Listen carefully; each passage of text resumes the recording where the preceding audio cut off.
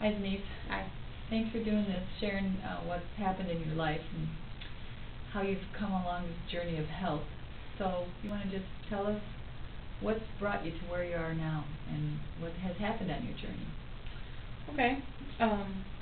Well, it actually started back in 2004, and during that time, I was diagnosed with a lot of problems: diabetes, fibromyalgia, sleep apnea, neuropathy. I had a lot of pain issues. I was on a lot of medication. The doctors wanted me to lose weight and eat healthier, and you'd think that that would be enough to make a difference, but so I listened to the doctor and I started researching gastric bypass options. And before I ever started 1 minute of research on that, I prayed and said, Lord, if this is your will, I want you to make a clear path, and if it's not, show me, and I won't do it.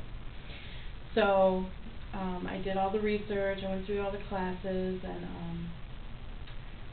when it came time for me, I had a date scheduled, and God said no, and I said okay. So then we moved on, and I did first place. I did a whole bunch of other programs. Anytime somebody was doing a program for weight loss, either through church or through work, I joined, did it, and I would lose a few pounds here, a few pounds there. I would make changes that were very temporary.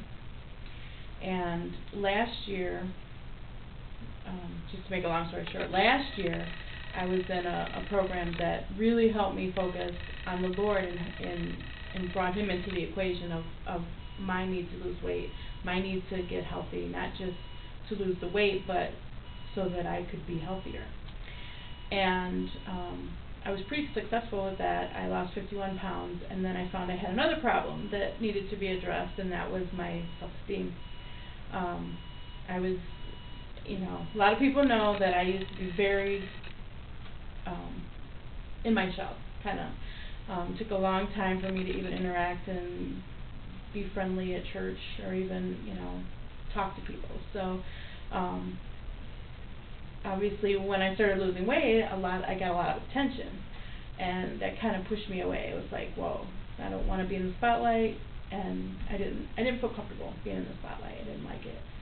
So I ended up falling off of that, and I ended up gaining almost all the weight I lost back over the course of like 6 or 7 months. So during that time, I was really struggling. I really felt like I really failed God. And I was actually, just this past September, I sat in front of a dear sister and said, I'm going to hell. And she said, what? And proceeded to tell me to pull my Bible out of my bag and show me in the Word that that was a lie. I was believing that, God loved me regardless. And so that started the Lord really working on me in terms of what needed to happen. And I found out that I had a lot of emotional baggage that I needed to get rid of. And it's not all gone, but I am working through it, and it's been a process. So What have you been doing lately? Well, the beginning of the same friend that assured me I was okay, and that I loved the Lord still, and that wasn't going to stop me from being a Christian or anything. I was like asking her, what should I do? Should I go back to this program, that program, whatever? And she said to me, she says, why do you need another program? And I said, I don't know. And I guess because I thought, everybody has programs. You follow a program, you succeed, you get, whatever. And so I had to really think about that. Well, then in January, this book came out called Made to Crave by Lisa Turner. Called Made to Crave? Made to Crave. Okay. And I really thought, yeah, this sounds good, but what does this lady have to offer me? She probably only had to lose 25 pounds, so I didn't think that it would really affect me. But in the beginning of her book, she says, will you dare to believe that this time will be different?